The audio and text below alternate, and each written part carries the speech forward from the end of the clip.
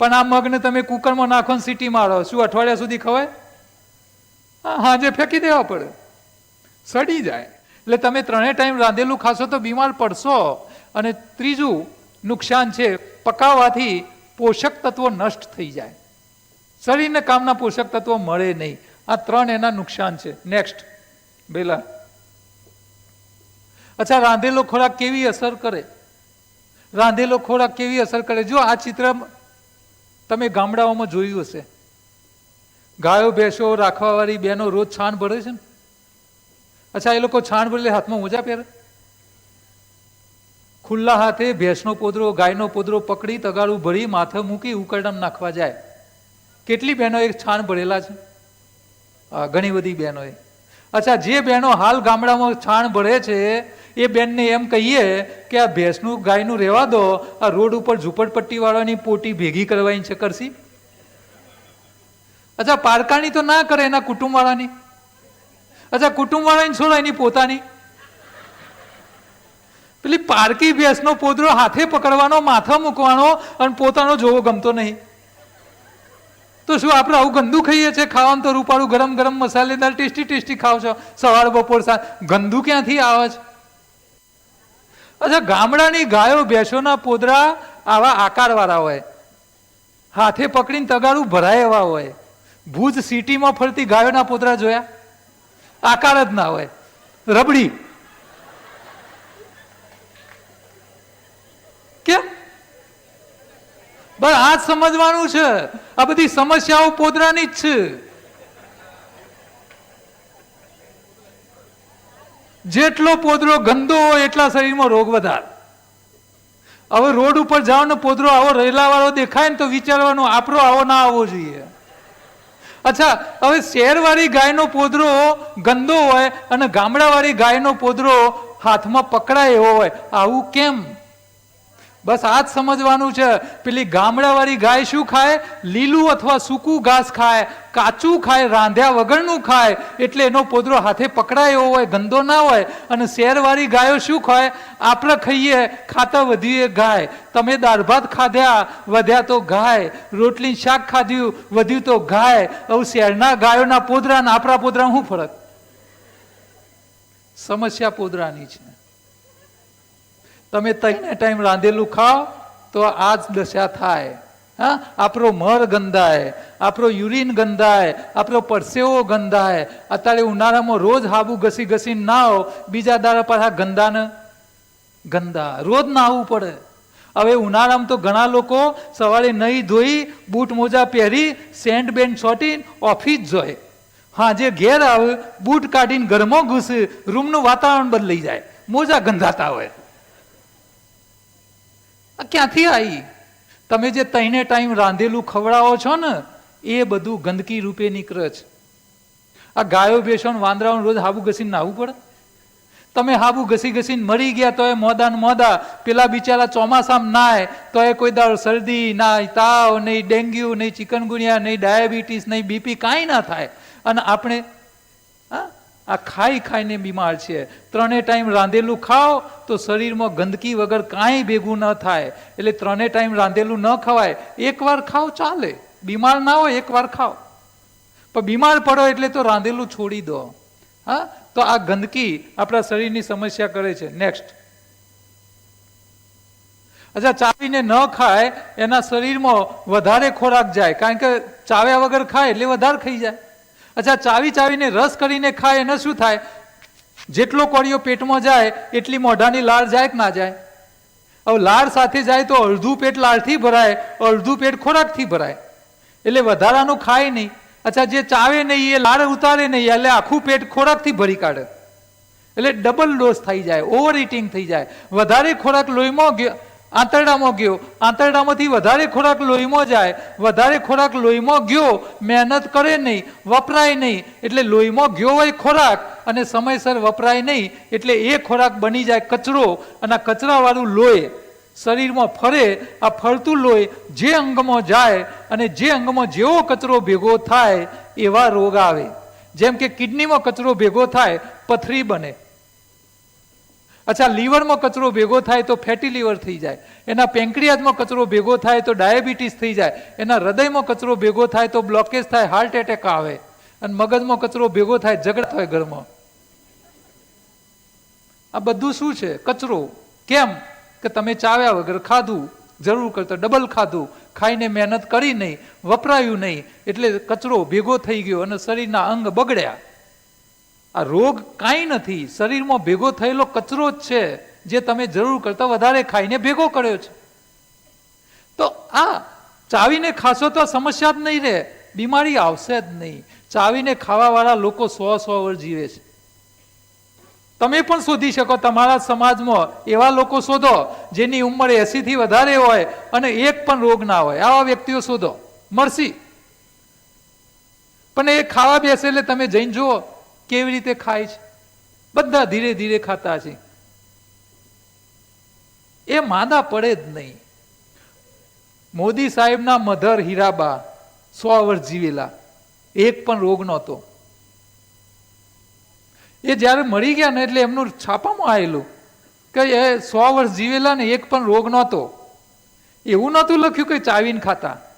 પણ હું પછી લેક્ચર લેવા જાઉં ને ત્યાં સીધું આ ઠોકું કે ભાઈ હીરાબા ચાવીને ખાતો એટલે 100 વર્ષ જીવ્યો.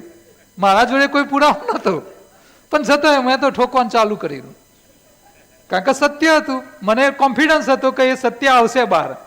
પછી એક દિવસ શું થયું, અમારી અમદાવાદ શાહીબાગમાં સેન્ટર છે, જ્યાં કોઈ પણ પેશન્ટ આવે, અમે ₹1 ચાર્જ લીધા વગર પેશન્ટને આ બધી સમજ આલીએ કે ભાઈ ભોજન બદલો ને તમે સાજા થાઓ, અમે એનું માઇન્ડ વોશ કરીએ. એક વખતે એવું બન્યું કે હું સેન્ટર ઉપર બેઠો હતો ને એક સૂટેડ બુટેડ ભાઈ આવ્યા અને આવીને બેઠા. પછી મેં એમને હીરાબાનું એક્ઝામ્પલ આલ્યું કે તમે બીમાર એટલા માટે છો કે ચાઈને ખાતા નથી. આ હીરાબા જુઓ 100 વર્ષ જીવ્યો, ચાઈને ખાતો હતો. એટલે પેલા ભાઈ એકદમ ઉત્તેજિત થઈ ગયા, મને કે હા એકદમ સાચી વાત છે તમારી, હીરાબા ચાઈને ખાતો. એટલે મને નવાઈ લાગી, તમને કઈ રીતે ખબર? તમે એમના કોઈ સગા સંબંધી છો, અડોસ પડોશમાં રહો છો, જેનાથી તમને ખબર છે? એટલે એ ભાઈએ ફોડ પાડે, શું હું એમનો સગો નથી, એમની પડોશમાં નથી રહેતો, હું EN મહેતા હોસ્પિટલનો ડોક્ટર છું અને દર મહિને ઓફિશિયલ એમના ત્યાં વિઝિટ કરવા જતો તો એમની તબિયત ચેક કરવા, અને એટલે મને ખબર છે કે હીરાબા ચાઈને ખાતો. બોલો ભગવાન કેટલો દયાળુ છે કે ભાઈ તમારી સાચી વાતના પુરાવા ભગવાન સામેથી ઘેર મોકલે. ઈશ્વર બહુ અદ્ભુત છે.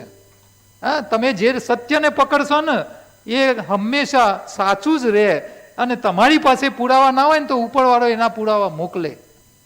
એટલે હંમેશા સત્યને પકડવાનો આગ્રહ રાખો. નેક્સ્ટ.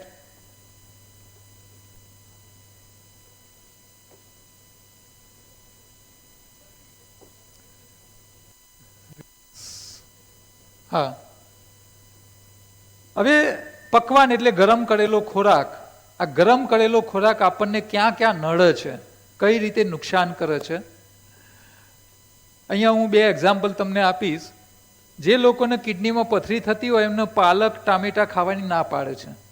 આપણે પાલકની વાત કરીએ, ટામેટાની વાત કરીએ.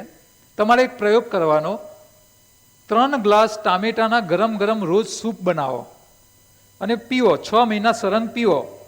પછી તમે ચેક કરો શું થયું. તમે 6 મહિના પીવો પછી તમે તમારી કિડની ચેક કરાવજો, તમારી કિડનીમાં મોટી મોટી પથરી મળશે. એનો મતલબ કે ટામેટાના રોજ ગરમ ગરમ 3 ગ્લાસ સૂપ પીવો તો કિડનીમાં પથરીઓ મોટી થાય. હવે આ 3 ગ્લાસ ટામેટાના સૂપ બનાવવા જેટલા ટામેટા લાયા એટલા જ ટામેટા ગરમ કર્યા વગર કાચા કાપીને ખાઓ, અને એ પણ ખાટા. 6 મહિના ખાઓ. 6 મહિના પછી ચેક કરો, તમારી કિડનીમાં નવી પથરી નહીં મળે, જૂની પથરી હશે તો ઓગળી ગઈ હશે. કેમ આવું થયું? અચ્છા, પથરી કોણ બનાવે? ટામેટા કે ટામેટામાં રહેલો ક્ષાર? ક્ષાર.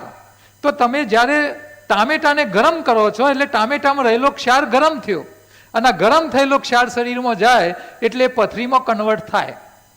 પણ એ જ ટામેટાનો ક્ષાર તમે સીધા ટામેટા કાપીને ખાવ ગરમ કર્યા વગર તો શરીરમાં જઈને પથરી બને નહીં.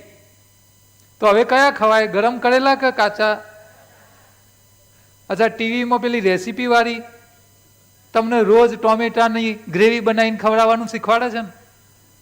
હા, આવવાનાથી બચવું. હા, ખાલી ફેશનેબલ હારી દેખાય એટલે એને સાંભળવાની નહીં. હા, લાલી લિપસ્ટિક વાળી આવી જાય આ બધી તમને માંદા પાડવાના ધંધા શીખવાડે. અચ્છા, હવે અહીંયા જુઓ વસ્તુ શું આવ્યું બહાર કે ભાઈ ક્ષાર ગરમ થાય એટલે પથરીમાં કન્વર્ટ થાય. અચ્છા, ક્ષાર ખાલી ટામેટામાં હોય? દરેક જગ્યાએ હોય. તમે પાણી પીવો ને એમાં ક્ષાર હોય, TDS હોય, બરાબર? અચ્છા, સૌથી વધારે ક્ષારનો ઉપયોગ આપણે ક્યાં કરીએ છીએ? શું વાપરીએ છીએ? મીઠું. તમે રોજ રસોઈ બનાવો છો, પહેલું મીઠું નાખો છો, એને ગરમ કરો છો અને પછી રોજ ખાઓ છો. તો આ ગરમ થયેલું મીઠું શરીરમાં જાય એટલે જામે કે ના જામે? જામે જ. મીઠું ગરમ કરીને ના ખવાય. તમે પાણીની તપેલામાં રોજ ઉકાળો છો, શિયાળામાં પાણી તપેલામાં ગરમ કરતા હતા તો દિવાલો પર ક્ષાર જામતો હતો કે નહીં? અચ્છા, આ પાણીમાં મીઠું નાખતા નથી છતાં ક્ષાર જામે છે. જો આ પાણીમાં રોજ મીઠું નાખીને તપેલામાં ઉકાળો તો દિવાલો પર કેટલો ક્ષાર જામે? સમજ પડે જ? મીઠું ગરમ કરીને ના ખવાય. તમે મીઠું રોજ ગરમ કરીને ખાઓ છો, પણ આપણને શીખવાડવામાં આવે છે કે મીઠું ઉપરથી ના લેવાય. એવું જ શીખવાડે છે ને. એટલે ડોક્ટરો ભલામણ એ કરે છે કે મીઠું તમે રસોઈ બનાવતા નાખ્યું હોય અને ખાવાના ટાઈમે બીજી વાર લેવાનું નહીં. અહીંયા ડબલ ડોઝ કરવાની ના પાડે છે ડોક્ટરો. પણ તમે રસોઈ બનાવતા નાખ્યું જ ના હોય તો ખાવાના ટાઈમે નખાય કે ના નખાય? નખાય. આપણે ડબલ ડોઝ કરવાનો નથી. એટલે પહેલી રસોઈ બનાવો એટલે મીઠું નાખવાનું નહીં. ખાવાના ટાઈમે ઉપરથી નાખીને ખાઓ તો આ મીઠું ગરમ થયા વગરનું મીઠું શરીરમાં નુકસાન નહીં કરે. પણ આપણા મગજમાં ઘૂસી ગયું છે મીઠું ઉપરથી ના લેવાય. ડોક્ટરોએ કીધું કંઈક જુદા અર્થમાં અને પકડ્યું કંઈક જુદું. આ તો એના જેવું છે કે ગધેડા આગળ દારૂ ભરેલી ડોલ મૂકો, ગધેડો દારૂ પીવે નહીં એટલે એ જોઈને એક માણસ એવું કે આને તો ગધેડો એ પીતો નથી, આપણે ના પીવો જોઈએ. પણ બીજો એવું કે તો ગધેડો છે એટલે નહીં પીતો, આપણે તો પીવાય. મતલબના ગલત મતલબ કાઢવામાં માણસથી માહેર કોઈ નથી. હા, એક જ વાતના બે મતલબ કાઢે. એટલે ડોક્ટરોએ તમને ડબલ વાર મીઠું લેવાની ના પાડી છે. રસોઈમાં ના નાખો બનાવતી વખતે, તો ઉપરથી તો લેવાય ને. હવે તમે ખીચડી મીઠા વગરની બનાવો અને પછી ઉપરથી મીઠું નાખીને ખાવા જો એટલે શું થાય ખબર છે? એક કોળિયો મોળો આવે ને બીજો મેઠાવાળો આવે. આ તકલીફ થાય. એટલે આનાથી બચવા શું કરવાનું? જેટલું મીઠું નાખવાનું હોય એટલું પાણી લેવાનું, પહેલાં મીઠું ઓગાળી દેવાનું અને પછી ખીચડીમાં નાખીને હલાવવાનું. એટલે મોળો ને મેઠાવાળો નહીં થાય. ખ્યાલ આવે છે? એટલે મીઠું, અચ્છા, મીઠું ખાલી કિડનીમાં જ જામે એવું નથી. આપણા શરીરની તમામ સિસ્ટમને બગાડવા વાળું કોઈ હોય વસ્તુ તો એ છે ખોરાકમાં મીઠું. અને સૌથી વધારે બગાડે તમારું લીવર. લીવર જઠર કરતાં એ ડબલ સાઇઝનું હોય. આ લીવરની અંદર જેટલો કચરો જામે મીઠાનો, એક સફેદ ક્ષારના પોપડા લીવરમાં જામે એટલે લીવર બેટરી કહેવાય. એની ચાર્જિંગ કેપેસિટી ખતમ થઈ જાય અને લીવર ચાર્જ થાય નહીં, એનર્જી પાછી કાઢે નહીં.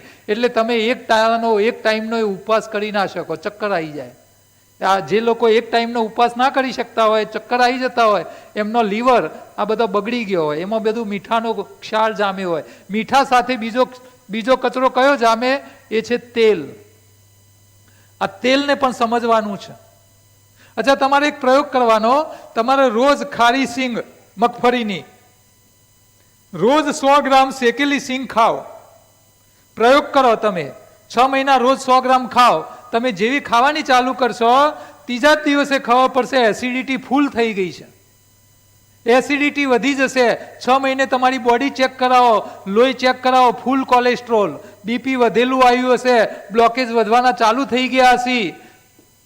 અને જો તમે 2 વર્ષ સુધી 100, 200 ગ્રામ સિંગદાણા શેકેલા ખાઓ તો 2 વર્ષે તમને હાર્ટ એટેકમાં પાડી દે. આટલું બ્લોકેજ થઈ જાય. હવે શેકેલી સિંગના બદલે તમે કાચા સિંગદાણા લઈ આવો, આખી રાત પાણીમાં રાખો અને રોજ 100 ગ્રામ ખાઓ.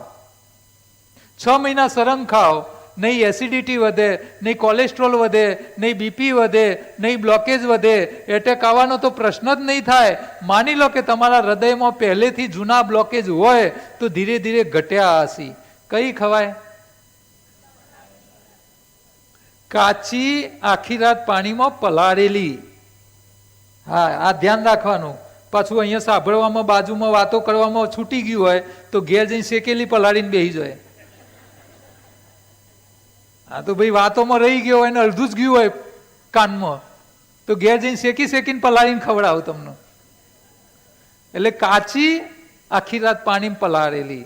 હવે જો શેકેલી સિંગ ખાવાથી હાર્ટ એટેક આવી શકતો હોય તો તમે રોજ શાક કરવા વઘાર કરવાનું તેલ કયું વાપરો? નેક્સ્ટ કઈ ક્વોલિટી વાપરો? Double refined.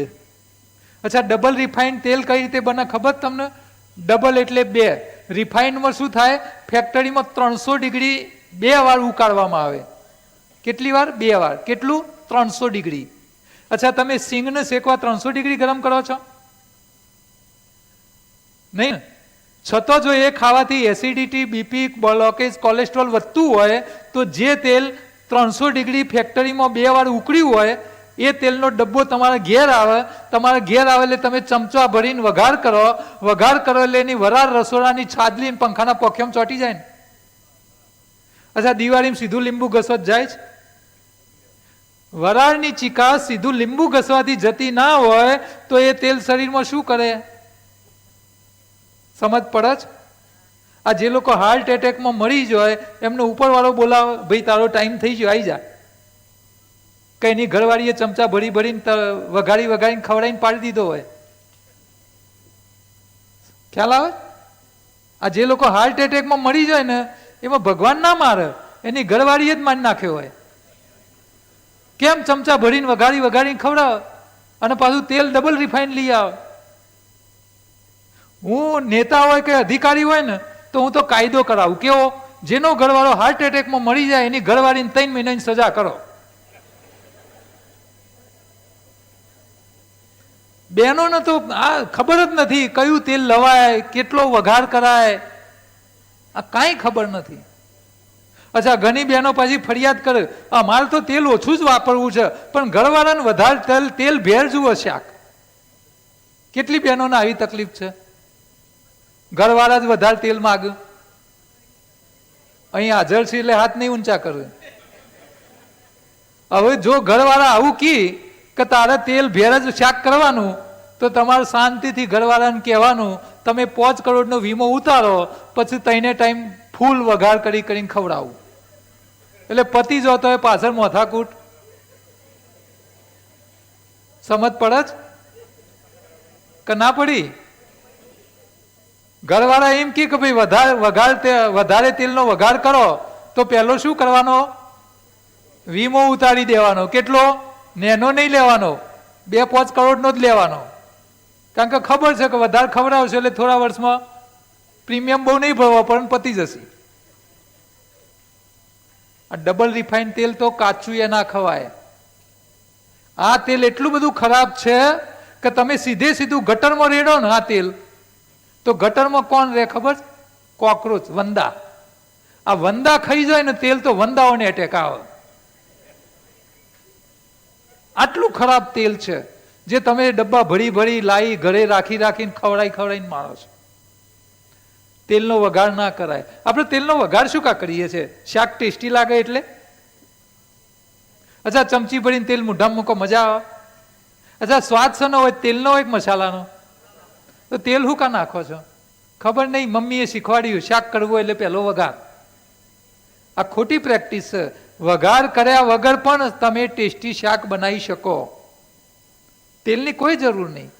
તમારે તેલના બદલે પાણી લેવાનું, મસાલા નાખવાના, શાક નાખી દેવાનું, બાફી દેવાનું, તૈયાર થઈ જાય પછી ઉપરથી કાચી ઘાણીનું તેલ રેડવાનું. તેલ નાખો, નાખવાની ના નથી, પણ ખાવાના ટાઈમે નાખો, વઘાર નહીં કરો. અને માની લો કે તમારું મગજ વઘાર કર્યા વગર માનતું ન હોય તો ચમચી કેવડી લેવાની? મોટો ચમચો નહીં લેવાનો વઘાર કરવા. કેવડી લેવાની? આઈસ્ક્રીમની ચમચી કેવડી હોય એટલું જ તેલ લેવાનું, વઘાર કરી લેવાનો, શાક બાફી દેવાનું, પછી ખાવાના ટાઈમે ઉપરથી રેડવાનું કાચી ઘાણીનું. પેલું ડબલ રિફાઇન તો લાવવાનું નહીં. ડબલ રિફાઇનનો ડબ્બો ઘરમાં હોય ફેંકી દેવાનો. ગટરમાં એ ના રેડતો, નહીં તો પેલા વંદા મળી જશે, પાપ લાગશે. હવે આવું કેમ થાય છે? ગરમ કરેલું તેલ તમને નુકસાન કરે છે, કાચી ઘાણીનું તેલ ફાયદો કરે છે. આવું કેમ થાય છે? આ સમજવા જેવું છે. આનું સાયન્સ છે. જો તમે કાચા સિંગદાણા લઈ આવો, એને દબાવો, તેલ નીકળે કે ના નીકળે? અચ્છા, આ તેલ પાણીમાં નાખો તરે કે પાણીમાં મિક્સ થાય? તરે. હવે જે કાચી ઘાણીનું તેલ જે પાણીમાં તરે એ તમે ખાઓ, ખાધા પછી તમારા શરીરે વાપરવું હોય તો મહેનત કરવી પડે. કાચું તેલ વાપરવા શરીરે શું કરવું પડે? મહેનત કરવી પડે તો શરીર વાપરે. માની લો કે તમે કાચું તેલ ખાધું, મહેનત ના કરો તો તમારા શરીરની ગરમીમાં પડે તેલ લાંબા સમયે ખરાબ કોલેસ્ટ્રોલમાં કન્વર્ટ થાય અને પછી લાંબા સમયે નુકસાન કરે. એટલે જે લોકો મહેનત ના કરતા હોય એમને તો કાચું તેલે ખવાય નહીં. અચ્છા, સિંગદાણાને તમે શેકી કાઢો એટલે તેલ ગરમ થયું કે ના થયું? અચ્છા, શેકેલી સિંગ તમે ખાઓ, એ તેલ ગરમ થયેલું શરીરમાં જાય, તમે પરસેવો પાડીને તૂટી જાઓ તો એ શરીર વાપરે નહીં, એ બધું બ્લોકેજ જ કરે. એટલે મજૂરી કરતો હોય એના બી ગરમ કરેલું તેલ ખવાય નહીં. ખ્યાલ આવે છે? હવે સિંગદાણાને આખી રાત પાણીમાં રાખો, હવે નીચોવો, તેલ નીકળે કે દૂધ? તેલ ક્યાં ગયું? દૂધમાં આવ્યું. હવે પાણીમાં નાખો, તરે કે મિક્સ થઈ જાય? એનો મતલબ કે તેલ પાણીમાં ભરી ગયું. શું થયું? પાણીમાં ભરાઈ ગયું. હવે એ તેલ ખાઓ, તમે 5 ડગલા બી ચાલવા ના જાઓ, તમારા શરીરને કોઈ નુકસાન નહીં. એટલે જેના ઘરવાળા બિલકુલ કામ ના કરતા હોય, કોઈ શ્રમ ના કરતા હોય, એમને પાણીમાં તરે એવું કાચું તેલે ખાવા હાલવાનું નહીં, પાણીમાં ભરે એવું હાલવાનું. આજે બપોરે કાચા સિંગદાણા પલાળેલા ખાધા કે ના ખાધા? એ ખાવાથી કોઈ નુકસાન નહીં, પણ જો તમે શેકીને ખાધું તો શરીર નહીં વાપરી શકે. આ ધ્યાન બહેનોએ રાખવું પડશે કે તમારા ઘરવાળા કેટલી મજૂરી કરે છે. મજૂરી કરતા હોય તો તમે કાચી ઘાણીનું તેલ નાખીને ખવડાવો, મજૂરી ના કરતા હોય તો સિંગદાણા પલાળેલા ખાવા આપવાના, કાચું તેલ બી આપવાનું નહીં. આ વોટર સોલ્યુબલ તેલ કહેવાય, પાણીમાં ભરી ગયું. આનું સાયન્સ સમજીને તમે જો ભોજન બનાવશો તો ઘરમાં કોઈ તકલીફ નહીં આવે. એટલે તેલ અને મીઠું આ બે ગરમ કરીને વપરાય નહીં. મજૂરી કરે એને પણ ના વપરાય. આ બંને કાચા જ ખવાય. બરાબર છે? તો આ નાની વાતને ધ્યાનમાં રાખજો. હવે જે લોકો ચાવીને ખાતા નથી એને મિનિમાઇઝ કરો અને ફોલ્ડરની અંદર કોલન નો વિડીયો છે એક. હા, થઈ ગયો. ચલો, અને ફરીથી સ્ટાર્ટ કરો. જો જે લોકો ચાવીને ખાતા નથી, વધારે ખાય છે ને 3 ટાઈમ રાંધેલું ખાય, એમના શરીરમાં રોગો આવે એટલે આંતરડા કેવા થઈ જાય. જો આ બીમાર ના હોય એનું ચોખ્ખું આંતરડું છે, મોટું આંતરડું. આ 35 વર્ષના બેન છે, ચામડીનો રોગ, માથાનો દુખાવો, ભૂખની સમસ્યા, આંતરડું જુઓ, કબજિયાત વાળું. આ કબજિયાત આવી હોય, આંતરડાની દિવાલો ઉપર બધી ચોટી રહે, ગંદકી. હા, તમને જોઈએ ના ગમે. અને આ મોટા આંતરડામાં પાછા આવા ખાંચા હોય જે મણને ધક્કો મારવાનું કામ કરતા હોય. આ બધી કબજિયાત વાળું આંતરડું કહેવાય. બીમાર લોકોનું આંતરડું ચેક કરો, તમને આવી ગંદકી જ મળે. આ 40-50 વર્ષના ભાઈ, obesity, diabetes, joint pain, nervousness, આંતરડા જુઓ, અંદર કરમિયા પડ્યા છે. એને ખબર જ ના હોય આંતરડામાં જીવતા જાગતા કરમિયા હોય. આ અંદર સડી ગયા હોય બધા. આ જીવતા કીડા હોય અંદર.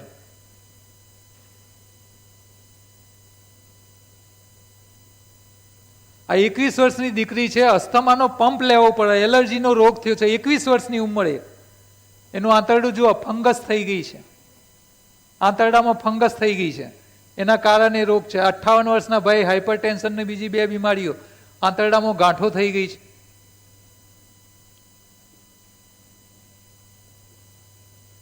આ 45 વર્ષના બેન, બ્રેસ્ટ કેન્સર થયું છે, આંતરડું જુઓ.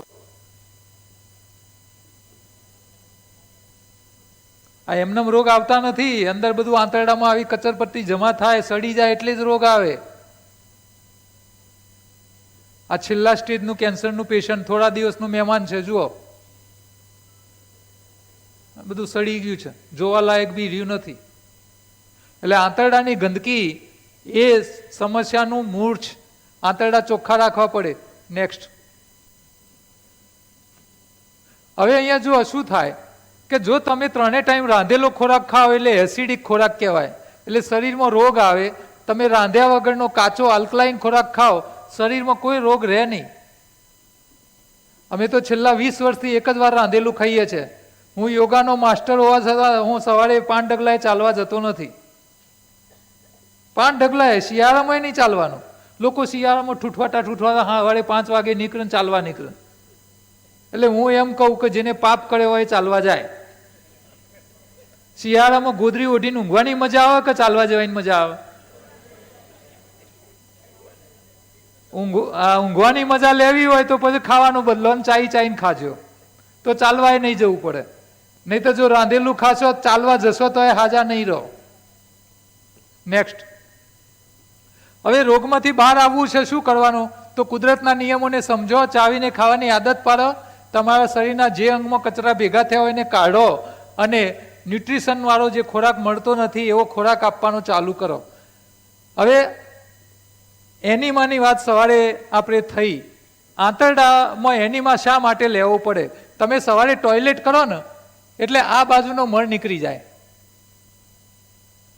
ઉપરવાળો મળ બીજા દિવસે ડાબી બાજુ આવે. જો નાનું આંતરડું વચ્ચે હોય, નાનામાંથી મોટામાં આ બાજુ આવે, મોટા આંતરડામાં અહીંયાથી નાનું અહીં જોઈન્ટ થાય, આ જમણી બાજુ હોય. એટલે મારો જમણો હાથ આ છે, એટલે મારા નાના આંતરડાનો મળ જમણી બાજુ અહીંયા મોટા આંતરડામાં આવે.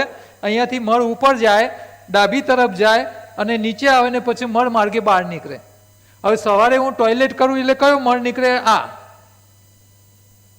આ સવારે ફટ દઈ નીકળી જાય કેળાની જેમ, એટલે ખુશ. પણ નીકળ્યો કયો? આટલો જ. આ માલ પડી રહ્યો હોય. આ બીજા દાર અહીં આવે પછી બહાર આવે, આ વાળો બીજા દાર અહીં આવે અને પછી ત્રીજા દાર બહાર આવે. બોલો, હવે અંદર આંતરડામાં મળ પડી રહ્યો હોય એને કાઢી નાખવો સારો કે પછી મૂકી રાખવો સારો? બસ જો તમે આ આંતરડા ચોખ્ખા કરો, એનીમાં લઈ અને આ મળને કાઢવાનો પ્રયત્ન કરો, તો આને કાઢવા માટે શું? આ બાજુનો તો નીકળી ગયો, સવારે ટોયલેટ કર્યું એટલે નીકળી ગયો. ડાબી બાજુ વાળો નીકળી ગયો. ઉપરવાળા મળને કાઢવા માટે તમારે અહીંયાથી પાણી મોકલવાનું, અને પાણી મોકલવા માટે આ એનીમાનો ડબ્બો, ભાઈ આપણે અહીંયા સેમ્પલ હોય લાવો, હું બતાવી દઉં. લાવો, સિમ્પલ છે. એક પાણીનો ડબ્બો છે ને લાંબી પાઇપ છે, બીજું કાંઈ નહીં. એક વ્યક્તિ ઉપર આવી જાઓ.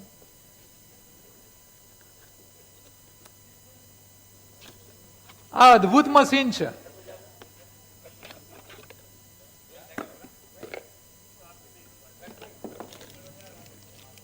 આમાં કાંઈ છે નહીં. આ દોરી બાંધવાની, લટકાવવાનો. એટલે બાથરૂમમાં શાવરે લટકાવો, બારીની સળિયા સાથે બાંધી કાઢો, બરોબર. પછી આ નાની લાંબી 4 ફૂટની પાઇપ છે. આ પાઇપનો એક છેડો અહીંયા સીધો ભરાઈ દેવાનો, આને ઉપર લટકાઈ દેવાનું. આ એક છેડે નર આપેલો છે. આના સાથે આવી પાઇપ હોય, કેથેટર પાઇપ. આનો એક છેડો અહીંયા લાગી જાય.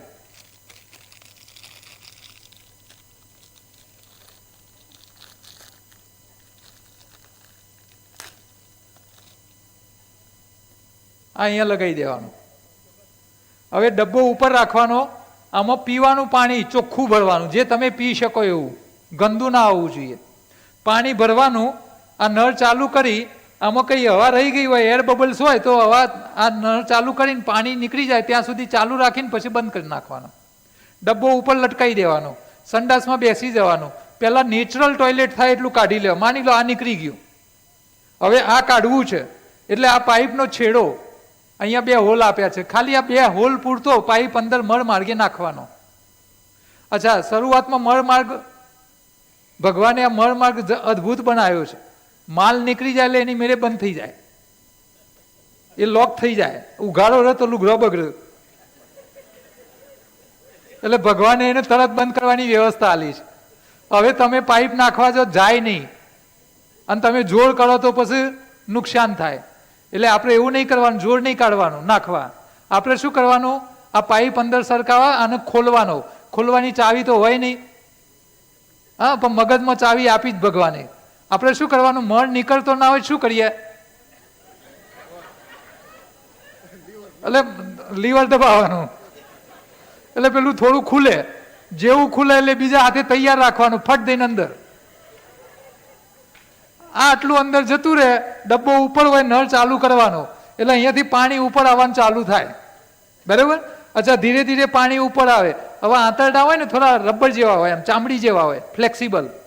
થોડું પાણી ઉપર વધશે ને એટલે આંતરડા પહોળા થશે, એટલે તમને પ્રેશર આવે. પ્રેશર આવે એટલે તમે છોડી દો, એટલે અહીંયા ભેગું થયેલું પાણી બહાર. પાણી અહીં સુધી જશે નહીં. હવે પાણી અહીં સુધી જાય નહીં તો આ મળ ખેંચાય નહીં. એટલે તમારે શું કરવાનું? તમારી તાકાત હોય ત્યાં સુધી પકડી રાખવાનું. હા, જો તમારામાં તાકાત વધારે હોય પકડી રાખો, આખો ડબ્બો ખાલી થાય ત્યાં સુધી ભરી દો તો છેક ઉપર સુધી જતું રહે. પણ જો તાકાત ન હોય પકડી રાખવાની તો પછી શું કરવાનું? આ જે ઊભું આંતરડું છે એને આડું પાડવાનું. એટલે શું? જમીન ઉપર બાથરૂમમાં સૂઈ જવાનું. અને બાથરૂમ નાનું હોય તો દરવાજાની બહાર રૂમનો દરવાજો બંધ કરી દેવાનો.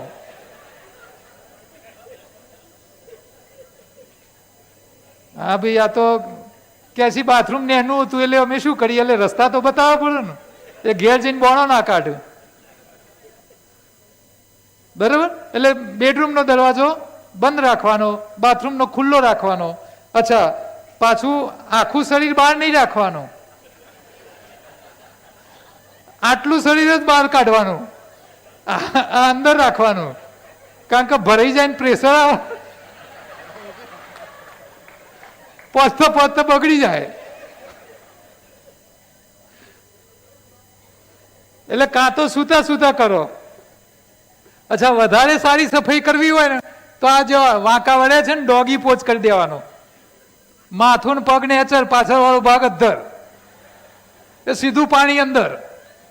એટલે વગર પ્રેશરે આખો ડબ્બો ખાલી, બધું પાણી અહીં આવી જશે.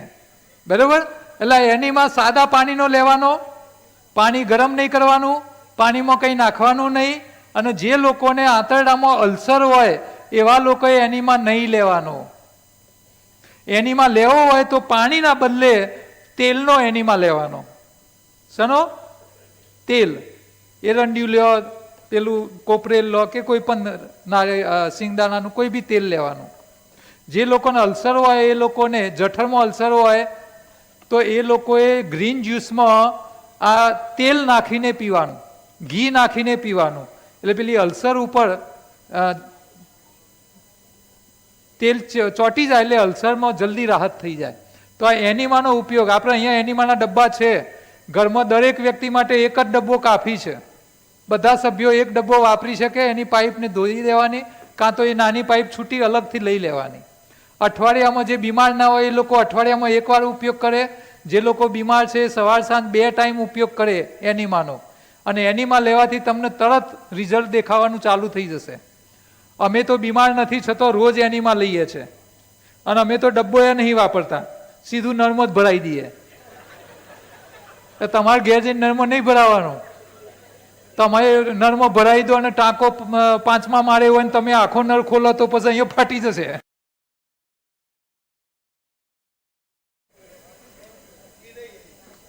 હાલે પાછા ઘેર જઈને લગાવી દી કે સાહેબે તો નળમાં ભરાઈને લેવાનો કીધો છે. એટલે જે હોશિયાર હોય, એન્જિનિયર હોય એ લોકો જ આનો ઉપયોગ કરે. કેટલો નળ ખોલવો એનું ભાન હોવું જોઈએ. આંતરડાની સફાઈ એનીમાંથી થશે. એનીમાનો ઉપયોગ ન કરી શકતા હોય તો તમારા આંતરડાની સફાઈ કરવા માટે કાકડી, કારેલા અને ટામેટા તમે 3 દિવસ એનો રસ કાઢીને પીવાનું રાખશો એટલે આંતરડા બધા ચોખ્ખા એની મેળે થઈ જશે વગર એનીમાએ. એટલે 3-4 દિવસ એવો રસ પીવાનો એટલે આંતરડા ચોખ્ખા થઈ જાય. બરાબર છે? હવે શરીરમાં બીજી સફાઈ કોની કરવાની આંતરડા સિવાય? તો એ છે તમારું લોહી. આપણા શરીરમાં 5 લીટર લોહી હોય. લોકોનું ગમે એટલું પીવો, 5 થી વધારે નહીં. બરાબર? આ 5 લીટર લોહી એ ચોખ્ખું રાખવાનું. હવે લોહીમાં કચરો આવે ક્યાંથી પહેલા એ સમજો. તો કચરો 2 રીતે આવે. તમે જે ખોરાક ખાઓ એનો કચરો થાય, અને બીજું શરીર જાતે લોહીમાં કચરો પેદા કરે. તમે કાંઈ ના ખાવ તો પણ લોહીમાં કચરો વધતો જાય. 2 રીતે કચરો લોહીમાં આવે. આ કચરો નેક્સ્ટ 2 પ્રકારનો હોય. એક વાયુ સ્વરૂપનો કચરો થાય, બીજો પ્રવાહી સ્વરૂપનો. તમે દોડવા જાઓ, કામ કરે પગ, પગ કામ કરે એટલે પગના લોહીમાં કાર્બન ડાયોક્સાઇડ વાયુ ભેગો થાય. એ કાર્બન ડાયોક્સાઇડ ફરતો ફરતો ફેફસામાં આવે અને તમે જે શ્વાસ બહાર કાઢો છો એ શું કાઢો છો? Carbon dioxide. એટલે તમારા લોહીનો વાયુ સ્વરૂપ કચરો કાઢો છો.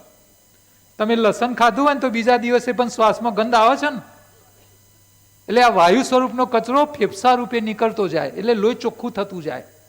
પ્રવાહી સ્વરૂપનો કચરો બહાર કાઢવાના બે રસ્તા છે, એક છે પેશાબ અને બીજો છે પરસેવો. અચ્છા, પેશાબ રૂપે કચરો કોણ કાઢી આપે? કેટલી કિડનીઓ હોય? બધાને ખબર નહીં હોતી.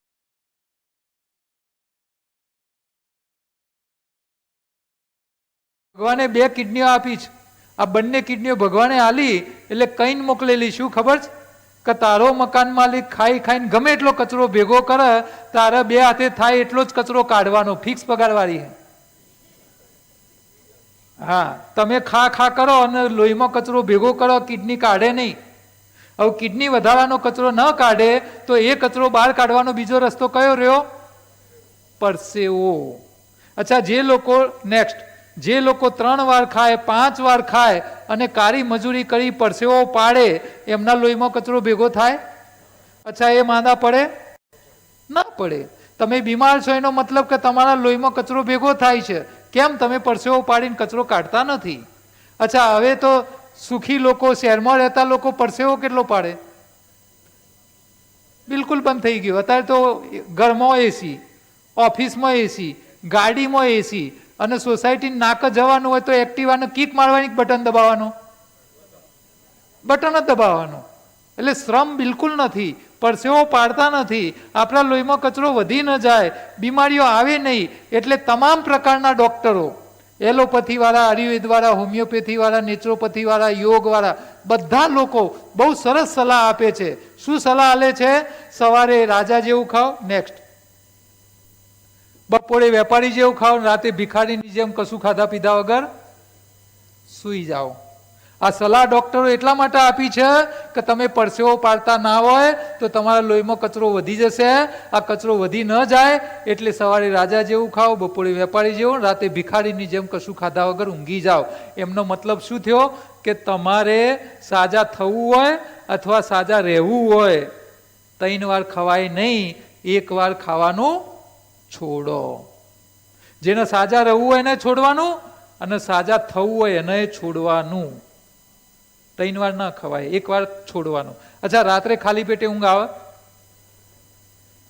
ના આવે ને. પેટમાં વજન ના પડે તો ઘેન ચડે નહીં. રાતે ખાવું પડે, ખાઈ લો, કઈ વાંધો નહીં.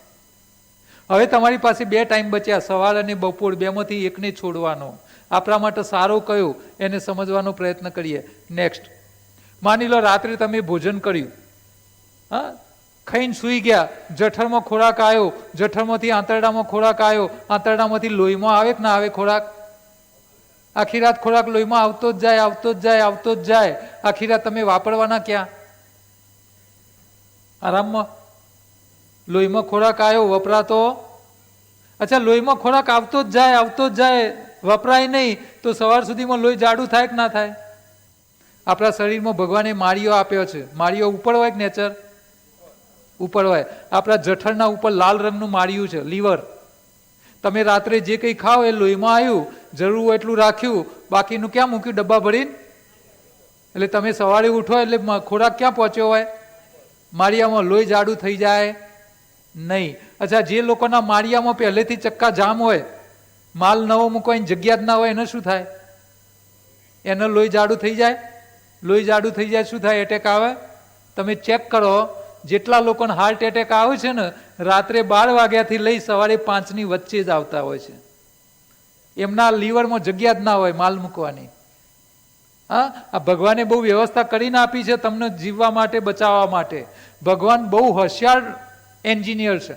એને શરીરમાં એટલી બધી વ્યવસ્થાઓ કરી છે કે તમે એની ભૂલો કાઢી જ ના શકો. એટલો બધો સ્માર્ટ છે ભગવાન કે એને નાની નાની વાતોનું ધ્યાન રાખ્યું છે. તમે વધારે ખાઈ બી જાઓ તો તમને એટેક ના હોય એટલા માટે માળિયું બનાવી આલ્યું, લીવર બનાવી આલ્યું કે ત્યાં માલ પહોંચી જાય. બહુ નાનું નાનું ગણિત કરીને ભગવાન આ બધી વ્યવસ્થા કરે છે. ભગવાન એટલો બધો સ્માર્ટ છે, એનો એક એક્ઝામ્પલ તમને આલું. તમે ભગવાનની બનાવેલી ડિઝાઇનમાં ક્યાંય ખામી ના કાઢી શકો. તમે આ માથાના વાળ ચૂંટી કાઢો, નવા ઉગે કે નહીં? અચ્છા, ઉગે એને 5 વાર કપાવો નહીં તો 4-5 ફૂટનો ચોટલો થાય કે ના થાય? પુરુષોને થાય હો, એ કપાવના તો એમને ચોટલો થાય, ખાલી બહેનોને થાય એવું નહીં. અચ્છા, તમે આઈબ્રો કરો છો ને, અચ્છા આઈબ્રો કરો, વાળ ખેંચી કાઢ્યા, નવા ઉગે એને 5 વાર કપાવો નહીં, કેટલા લાંબા થાય? 1 કે 2 ઇંચ જ થાય ને. અચ્છા, માની લો આઈબ્રોના વાળ માથાની જેમ 5 ફૂટ લાંબા થતા હોત તો શટર પાડીને ઊંચું કરીને જવું પડે ને. ભગવાન કેટલો હોશિયાર છે. માથાના વાળને કીધું તારે 5 ફૂટ લાંબા થવાનું, અને આ આઈબ્રોને કીધું તારે 1-2 ઇંચથી વધારે લાંબા થવાનું. બોલો, હવે આટલો હોશિયાર ભગવાન અહીંયા ડિઝાઇનમાં ભૂલો રાખે? ના રાખે. એટલે તમને બચાવવા માટે ભગવાને માળિયું બનાવી આલ્યું છે. આ બેટરી છે, બરાબર? હવે સવારે તમારું બેટરી ફૂલ ચાર્જ થઈ ગઈ, મોબાઈલ તમારું ફૂલ ચાર્જ થઈ ગયો આખી રાત, બરાબર? હવે સવારે ઉઠીને ફરી ચાર્જર ભરાવો. હવે આપણી સવારે બેટરી ફૂલ ચાર્જ હોય તો ચાર્જર ભરાવાનો. અચ્છા, મોબાઈલમાં ભરાય કરો શું થાય? ફૂલી જાય ને. અચ્છા, જેમનો પેટ ફૂલી ગયો શું થયો? શરીરની બેટરીઓ ફૂલી ગઈ. અચ્છા, ભગવાને પાછા સરસ બનાવ્યા છે હો. આપણને એ ખબર પડે કે ખરેખર બેટરી ફૂલી છે કે બીજું કોક ફૂલ્યું છે. ભગવાન બહુ હોશિયાર છે. ભાઈઓના આગળ ફૂલે, બહેનોને પાછળ ફૂલે. બહેનોના આગળ ફૂલે તો પ્રેગ્નન્ટ છે એવી ખબર પડે, અને ભાઈઓ તો આમ કઈ ફરે, પ્રેગ્નન્ટ હોય એમ. હવે આવડું મોટું પેટ લઈને ફરે ને પાછું પૂછીએ કે આવડું મોટું કેમ થયું, તો કે છે હું તો કોઈ ખાતો જ નહીં.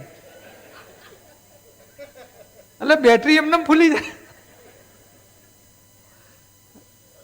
એટલે આ પેટ મોટો એમને થતો નથી. ચાર્જર ભરાય કરો એટલે પેટ મોટો થઈ જાય. એટલે સવારે ઉઠીને બેટરી ખાલી કરવાની. શું કરવાનું? નવું ખાવાનું નહીં. કેમ નહીં?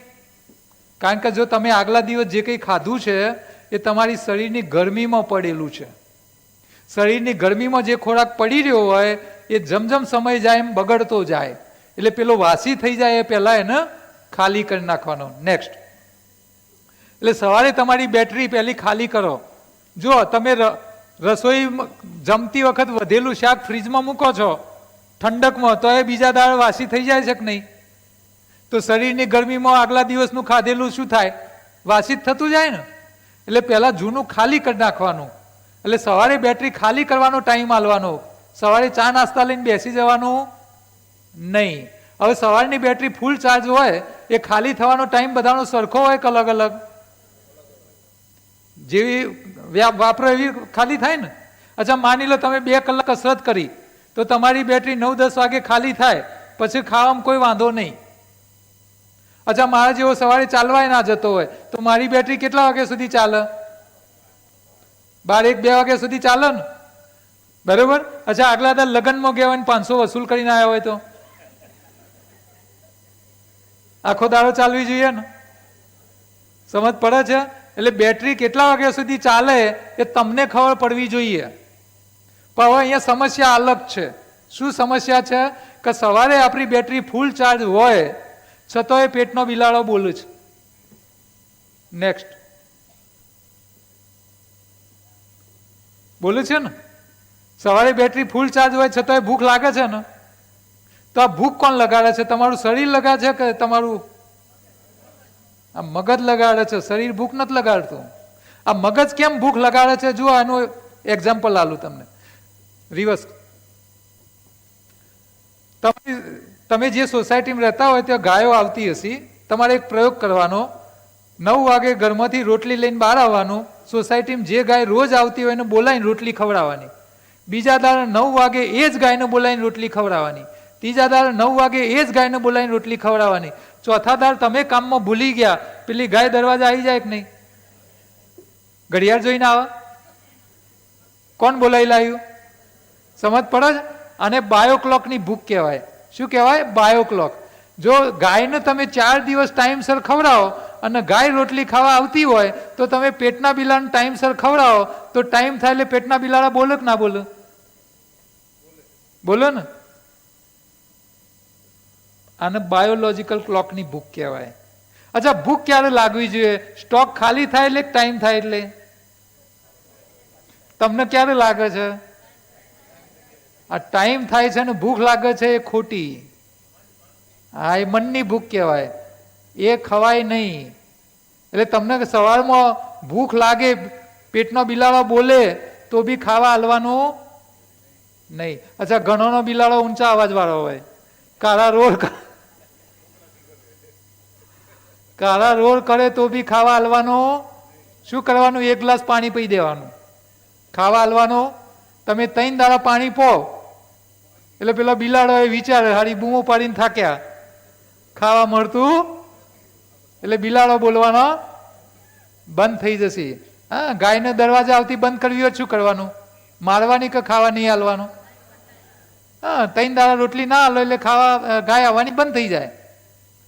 હા, ગાય રોટલી ખાવા આવે એટલે પાછું હંતાઈ નહીં જવાનું, મોઢું બતાવવાનું ને ખાવા નહીં હાલવાનું. તમે હંતાઈ જાઓ તો ગાયને એમ લાગે કે બેન બહાર ગામ ગયા લાગે છે, બિચારી ધક્કા ખાય 3 દાડા. આપણે ધક્કા નહીં ખવડાવવાના, મોઢું બતાવવાનું ખાવા નહીં હાલવાનું. એટલે પેટના બિલાડા બોલે તો શું કરવાનું? ખાવા હાલવાનું નહીં, પાણી લઈને બેસી જવાનું, ચમચી પીવાનું, આઈસ્ક્રીમ ખાતા હોય.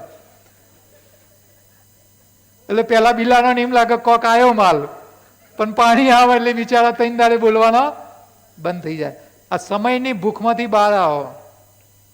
આ બાયોક્લોક ખાલી ભૂખ લગાડે એવું નહીં, તમને ટાઈમસર ઊંઘાડે, ટાઈમસર ઉઠાડે, ટાઈમસર ભૂખ લગાડે, ટાઈમસર ચા યાદ કરાવે. આ દારૂડિયાઓ રાતે દારૂ પીવા ઘડિયાળ જોવી પડે? આમ જોવા જો તો ઘડિયાળ હોય નહીં, પીવા વેચાઈ ગઈ હોય તો એ ખબર પડે પીવાનો ટાઈમ થઈ ગયો. આ બધું બાયોક્લોક કરે. એટલે સમય સાથે ભૂખ લાગવી જોઈએ નહીં, સાચી ભૂખ લાગવી જોઈએ.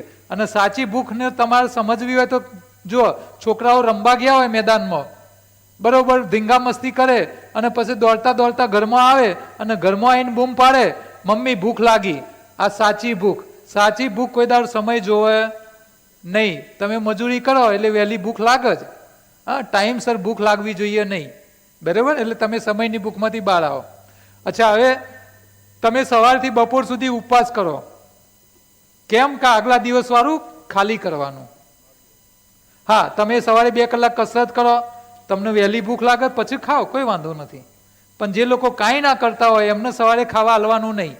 ઘરમાં નિયમ બનાવવાનો, જેને સવારે નાસ્તો કરવો હોય એ બગીચામાં જાય, 1.5-2 કલાક કસરત કરી આવે, યોગ કરી આવે, એને જ સવારે નાસ્તો હાલવાનો. હા, ના કરે એને 2 વેલણ ઠોકવાનો, ખાવા નહીં હાલવાનું.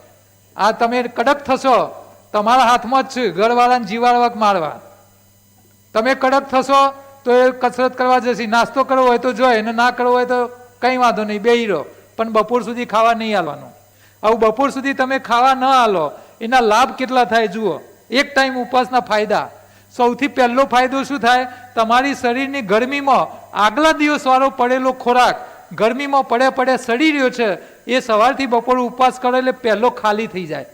એ બગડી જાય, તમને વધારે બીમારીમાં ફસાવે એ પહેલો ખાલી થઈ જાય. એટલે બીમારી આગળ વધતી બંધ. મોટામાં મોટો ફાયદો, બીમારી અટકી જાય આગળ વધતી અને નવી થતી રોકાઈ જાય. બીજો ફાયદો શું થાય? બપોર સુધીમાં તમને કકડીને સાચી ભૂખ લાગે કે ના લાગે?